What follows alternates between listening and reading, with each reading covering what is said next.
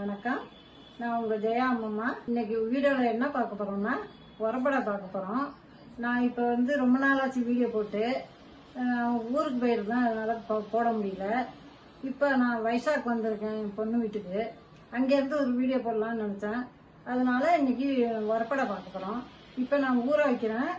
ஊற வச்சுட்டு நான் ஒரு 3 மணி நேரம் ஊறட்டும், அதுக்கப்புறம் அரைச்சிட்டு காட்டுறேன். இப்போ அரிசியோட அளவை காட்டுறேன். கால்படி போட்டிருக்கேன். எவ்வளோ மெஷர்மெண்ட்னா ஒரு 200 கிராம் இருக்கும். இப்போ ஒரு 100 கிராம் போடுறேன் துவரம்பருப்பு.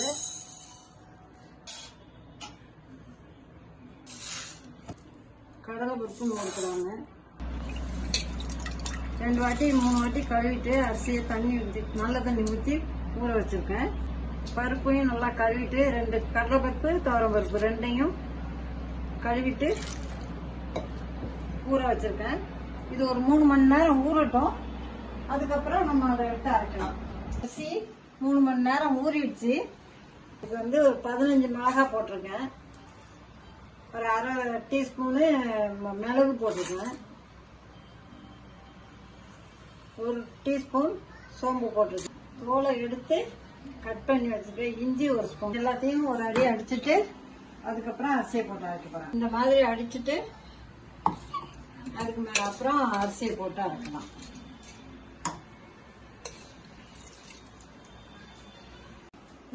இந்த அளவுக்கு அரிசி அரைச்சிக்கணும்.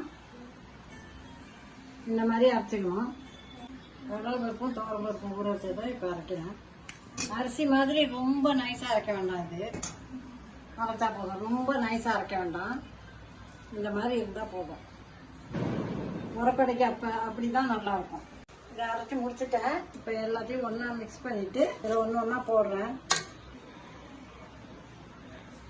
உப்பு தேவையான அளவு போட்டுக்கிறேன். ஒரு 2 பச்சை மிளகாய் அரிஞ்சு வச்சுருக்கேன். அதில் போடுறேன். அது கூட பூண்டு பொடியாக இருந்தது ஒரு கைப்பிடி அளவு போடுறேன். சின்ன வெங்காயம்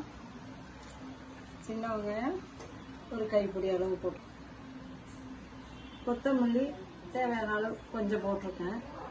கருவேப்பிலை கையில் அறியாம கையில் பிச்சு பிடிக்கணும். இந்த மாதிரி பிச்சுட்டு போட்டால் வாசமாக இருக்கும்னு சொல்லுவாங்க. அதனால் கருவேப்பிலை மட்டும் கொஞ்சம் நிறையா. ஒரு பெரிய வெங்காயம் அரிஞ்சு வச்சுருக்கேன். பெரிய வெங்காயம் போடுறேன். அதை கொஞ்சம் புரிஞ்சுட்ட மாதிரி போட்டுக்கலாம். ஒரு முடி தேங்காய் துருவன புழு ஒரு முடி போடுறேன்.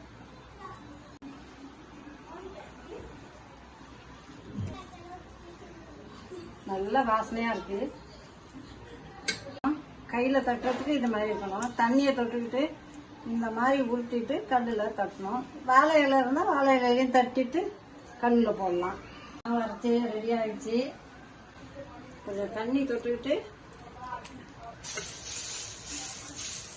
போட்டுட்டு தட்டணும். கை போடாமல். புதுசாக சொல்கிறவங்களுக்கு தெரியலன்னா அவங்க வாழை இலையில தட்டிட்டு இதில் போடலாம்.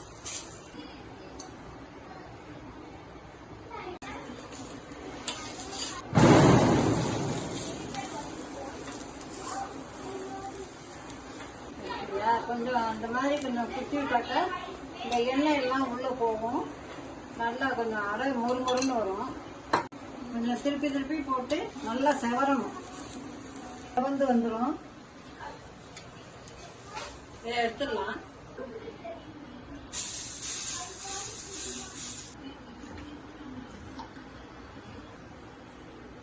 இதுக்கு நல்லெண்ணெய் தான் நல்லா இருக்கும்.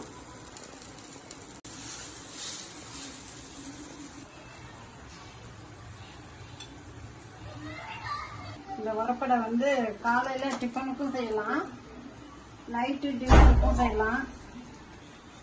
ஒருத்தவங்களுக்கு சட்னி வச்சு சாப்பிடுவாங்க. எங்களுக்கெல்லாம் நாட்டு சர்க்கரை வச்சு சாப்பிட்டு பார்ப்போம். அது மாதிரி தான் சாப்பிடுவோம். இன்னைக்கு 2மே காட்டுறேன். செவந்தோடனே எடுத்துடலாம். உரப்படை ரெடி ஆயிடுச்சு.